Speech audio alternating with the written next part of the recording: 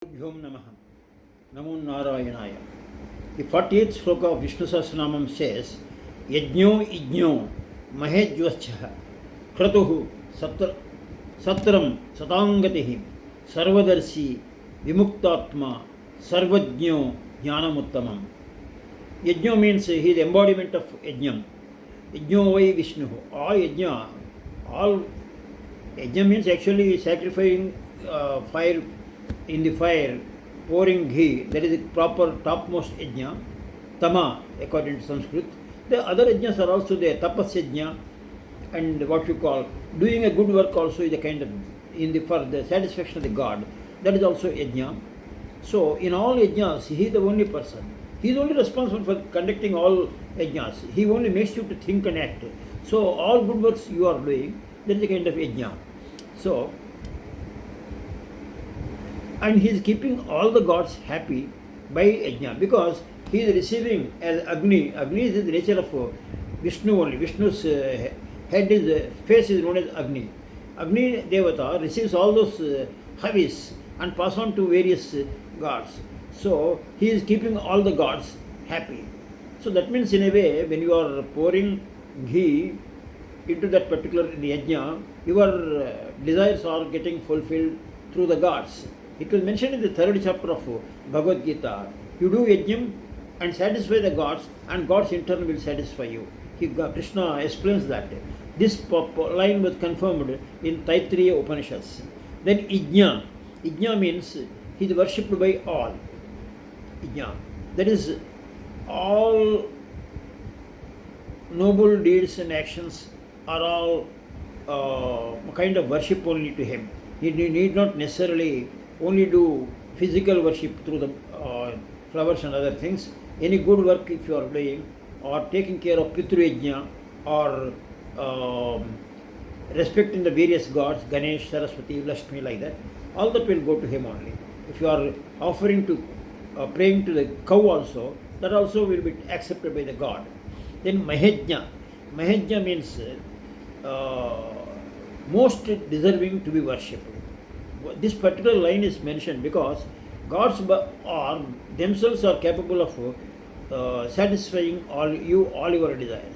Mahejna means what gods cannot do is they cannot give liberation, the moksha, that is punarjanma, rahityam. You won't have rebirth at all. That capacity is only with Vishnu. If you go to do a lot of punya, good work you have done it, you may go to that particular god. You may go to Brahmaloka, Indraloka, all those things. Once that your punya gets exhausted, you will again come back to earth. But once you go reach highest stage of meditation and please Vishnu himself, once you go to Vishnu Loka, Punaravrutti is not there. That is, you need not have to come back. That is the speciality. So, that final liberation, what we call moksha, dharmartha kama moksha. Moksha is the ultimate desire. One should have it. That is only possible only with Vishnu. And there was a story also in the Purana. What that? Karna Ghantasura, a Rakshasa was there. He was dead against Vishnu. He was not ready to listen anything Krishna, and then he put some kind of things in his ear so that he won't hear Vishnu. But he was an ardent devotee of Shiva. Then he does so much meditation, tapas to Shiva, and asks for moksha. Shiva says, I can give you anything for liberation, but you have to pray to Vishnu. That was the idea. That was mentioned in the Bhagavatam. Then comes Satram, Kratu. Kratu means, as I told in my earlier video, in a yajna, that the yupam means a kind of pillar to which all the sacrificial animals and kind of things are attached. Nowadays animal sacrifice is prohibited. We do some, what you call, I do not know what that, cucumber, that bigger thing will be there, that will be cut red one and put, that itself is offered. According to one particular meaning, sacrifice means sacrifice your ego, sacrifice your anger, sacrifice your lust. Those things are required. So, then Satram. Satram means in Bhagavatam it was mentioned, the Satrayagam was going on by Suta Muni comes at that time. So what they say is, Satram means very difficult for me to recollect all those things. It will go for 100 years, and every day 1 lakh people to be fed, and continuously so many 100 homa kundams should be there, about 100 priests should be there. So many conditions are there. So all those things, that is a big yajnam. This that kind of yajnam is only Satram. So whatever, forget about that kind of big yajnam, whatever yajnas are mandatory, at least we should do that, and he himself will be pleased. In our Indian Hindu culture, for birth there is a ceremony, then cradling there is a ceremony, for death there is a ceremony, for upanayanam, this thread, that also there is a ceremony, for marriage there is a ceremony, for all good actions this thing is happening. So that is what is required.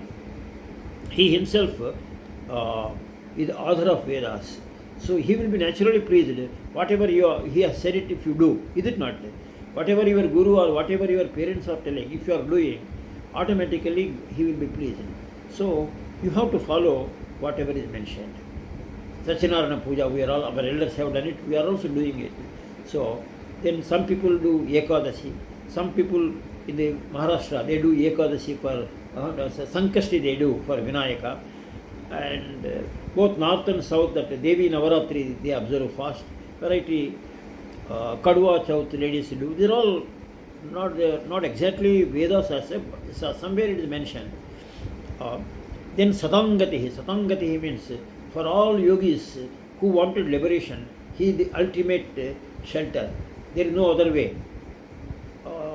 In Purusha Suktam, if I recollect, daily I am also doing what that particular word, Ahameva Vajjam Vedahametam Nanya Pandha Ayanaya Vijjate. Without Nanyam, nothing else is there. Without me, nothing you can't achieve, he clearly says. So Vishnu himself is telling in the Veda, Nanya Pandha. Pandha means path. There is no other path other than me. If you want to go cross the worldly problems and reach liberation. Then Vimuktatma. Vimuktatma means a detached mind. He is doing so much creation, the existence he is trying, and then dissolution. But none of the stages, he has got no attachment. You may say he has taken form of what you call Dasavataras, etc. There also, he is taking the birth only to saturate dharma. He has no motive to show his heroism. No. His purpose is the whole world should run on dharma basis. Dharmo rashyati rashyatah.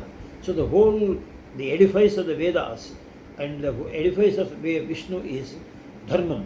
So when dharmam, he has mentioned in the Bhagavad Gita, yani yani glanir bhavati bharata tadaham aham. Whenever there is any disturbance to this particular dharma, I will reincarnate and separate the things. So as long as minor things are there, God will not be interfering. When it goes beyond a point, he will definitely come. Then Sarvajno. Sarvadarsi means he observes everything. He is observing all of us, good and bad also. He will be rewarding accordingly. So don't think that nobody is seeing, so I can take the bribe. Nobody is available. That's why in the society, all of us are behaving good. But our capabilities, our real nature will be known in privacy. If you are alone, if a lady is there, you are not tempted, that is a greatness. If you are alone and not tempted to take any food, that is a greatness. Because all are saying you are not taking second Mysore Pak, that is a different issue. If you are left to you may be taking 3 or 4. So your character is different in public and your character is different in private. So, but God is observing you both in private and public. That is the reality. So he will punish you accordingly also. You may think nobody is seeing, I can do this bad or bad thing. No, you will be caught. That Chitragupta is there. Chitra means here only. In Chit, according to one. Chit, that means in the heart he is there. taking a video. When we leave the world, he will show to us what all the bad things we have done. And then we have to meekly accept the punishment that will be given to us. So we cannot avoid that particular Sarvajno. So pray to him and feel that kind of things. And be sincere to yourself. Be sincere to your conscience. Then you are sincere to yourself, then you have passed the test. Then comes Sarvajno. He knows everything. Because he himself is everything. What a beautiful thing. He knows everything. Because everything is in him only. He knows everything. Then what the Vedam is telling, Upanishads are telling rather, idam sarvam yad ayamatma. That means everything is Atma. That's what he is declaring. So it is mentioned in the Brihadaranyupanishad. Then comes last line, Jnana.uttamam.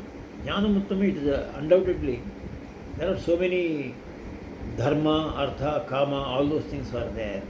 They will give you temporary satisfaction, my dear friends. But ultimately, what you need is jnanam, wisdom. Give me the jnanam. That wisdom, which will take you ultimately, make you to go towards the liberation. With jnanam itself, you may not liberate, but you try to walk through the jnana. That means if you know how to do upma, that's okay. But you have to do the upma yourself. So like that. Sharira madhyam kalu dharma sadhanam. Even moksha sadhanam also like that. So, of all that means of all things, wisdom is important. Wisdom means jnana. He whom God Vishnu is the topmost jnana. That means his embodiment of jnana, that is moksha. So, which is his nature? What is that nature? Brahman is nature. Satyam, Jnanam, Anantam. That is the nature. Satyam, truth. Jnanam, pure consciousness. Anantam is the vast. That is his nature. Satyam, Jnanam, Anantam. That's all. Om Tatsat. Krishnarpana.